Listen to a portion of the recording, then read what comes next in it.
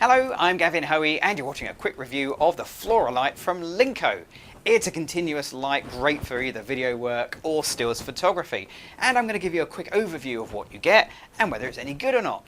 Now, like any lighting kit, you get a whole bunch of stuff, not only the light. You start off with one of these, a light stand, and as light stands go, this one's perfectly okay. Okay, so what are we going to put on top of the light stand? Well, we're going to put the light unit itself, and this is the main workhorse of the Fluorescent. It's the actual Fluorescent system, and this is it, and it's very pretty. You don't get to say that often about lighting units. It is quite pretty. It's also really well made as well. It's really hard. It's some sort of heat-resistant plastic with ceramic green bits.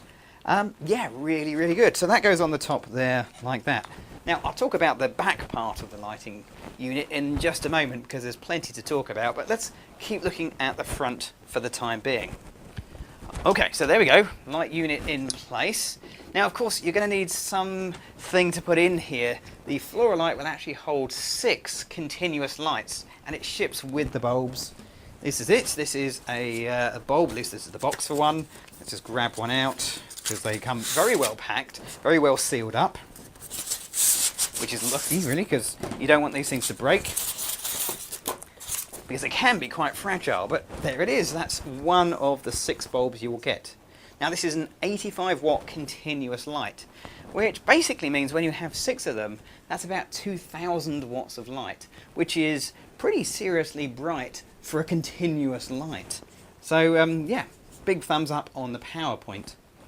What else can we say? Well, you're going to need some way of actually diffusing the light, and this is really important. Before you put the bulbs in, you need to fit the softbox that comes with the unit. And this is it. This is the softbox that comes with it, and it's kind of an octagonal round softbox, which is my kind of favourite shape, really. It's not huge, it's about 80 centimetres in diameter, but that's big enough. Now, if you've ever tried to put a softbox together in the past, you'll know what a nightmare they can be. This isn't one of those softboxes. All softboxes should be made like this because it's so quick to put together. And there's kind of a little white drawstring on the back, and the whole thing works just like a giant umbrella. So I just pull this like that. Keep pulling. You need to be a little bit brave here. Doing, and it snaps in. And there you go. My softbox is together. How quick was that? That's fantastic. Now, all I need to do is put the softbox onto the Fluorescent, and again, that takes a little bit of practice. Let's just drop this backwards like that. But it's still pretty quick. And the whole thing slots in. That kind of fun shape of the Fluorescent is there because of the softbox. And there you go. In less than 30 seconds, I have my softbox attached to my Fluorescent. Fantastic. Now, once you've got your softbox on, now you can add in the bulbs, and not until. Once you put the bulbs in, you'll want to put the diffusing panel on the front. And once again, this is really simple to attach. There's no kind of elasticated edges. It's really just a Velcro, and you just Velcro this around the inside. So let's just move this. I'll just Velcro this in. Here we go. So that Velcros into the corners, just like that. Brilliant. And there you go. My Fluorescent is complete. So putting it together really is pretty snazzy and quick. But let's have a look around the back at the controls and adjustment that you have on the Fluorescent. Now, there's lots of things to really like about the Fluorescent from Linco, but there's a few things not to like as well. The softbox is fantastic. It comes with this kind of shroud thing, which means that you can tighten it up and stop some light leaking out the back, which on continuous light is important because you want as much light as possible to go forward and illuminate the subject. Now, there are some controls in here. They're kind of hidden away once you've tightened this up, but it really doesn't matter because there are only 2 controls. There's an on and off switch. Well, 2 of them. There is an on and off switch for 3 bulbs and an on off switch for the other 3 bulbs, giving you control of either half power or full power.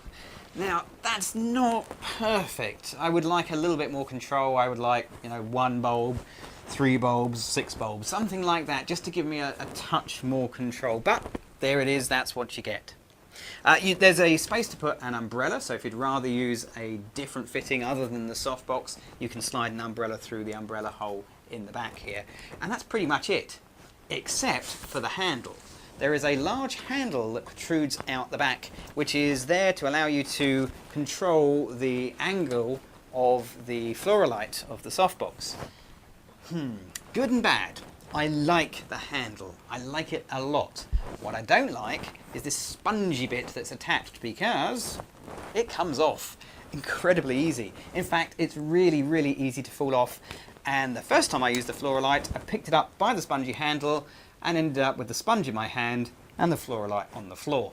So once you're aware of that, get rid of that bit and just stick to the handle, and now it's much safer. So there you go, that's a very quick review of the Fluorolight from Linco.